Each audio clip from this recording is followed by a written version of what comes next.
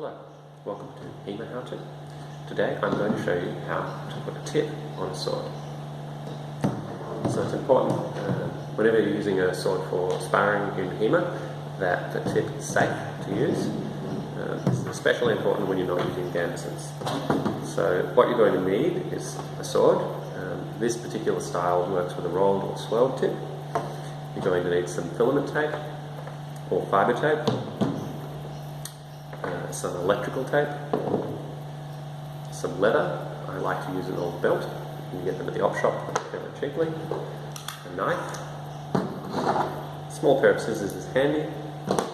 And this is another alternative style of tip, which we'll look at later. I also like to use a wooden board for chopping on or cutting.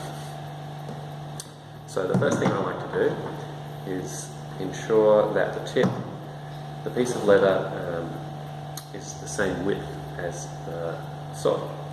So, and I also want to make sure the leather fits with a little bit of overlap, so roughly an inch. If you want to get metric about that, we could say 25 mil. So, about to there. So I'm going to cut it to length.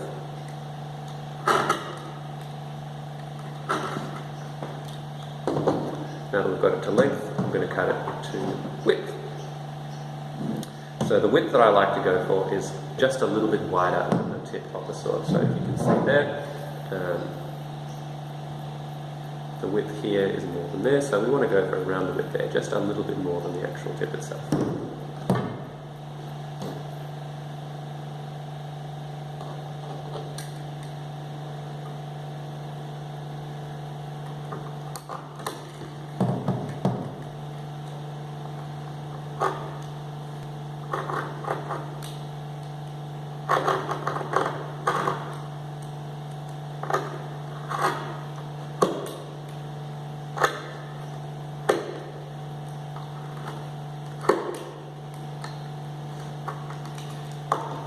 So now that I've got that to width, I need to make sure that when I put it on the sword it stays nice and tight. So I want it to be this width at the end, right where it rolls over, but at the part where it's connecting to the further down the blade, I want it to be the same width or even a little bit less than the blade. So what I'm going to do is I'm going to cut the corners and just taper it off.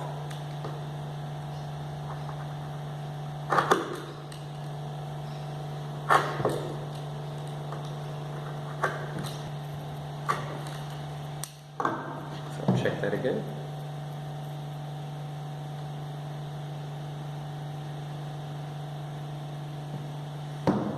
That's fairly good. So now that we've done that, the next step is to tape it on.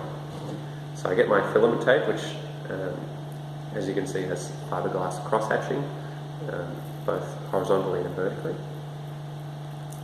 And then I take my tape. I put my piece onto the blade, over the tip, figure out exactly where I want it, and then I just put one side on first.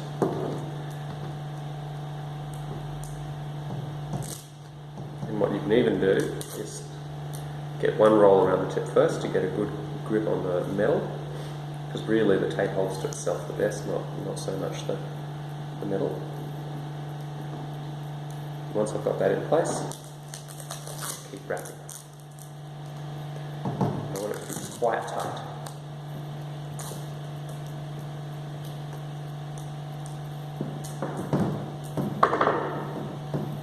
And then I fold.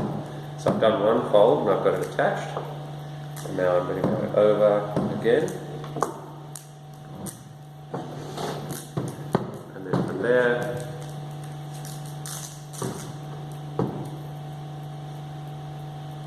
roll that over.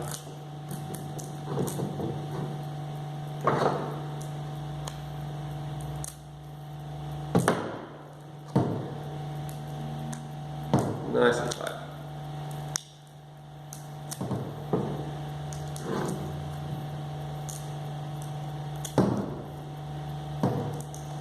So I've done a couple of rolls over the top now, and I've roughly got it in place. The next thing to do is to go down the blade some more. So what I'm going to do is I'm going to come down, covering over my previous work, and making sure that I've got a nice, consistent tape.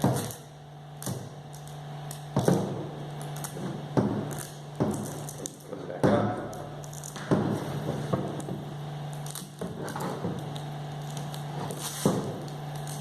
And this is a good time to cut the tape.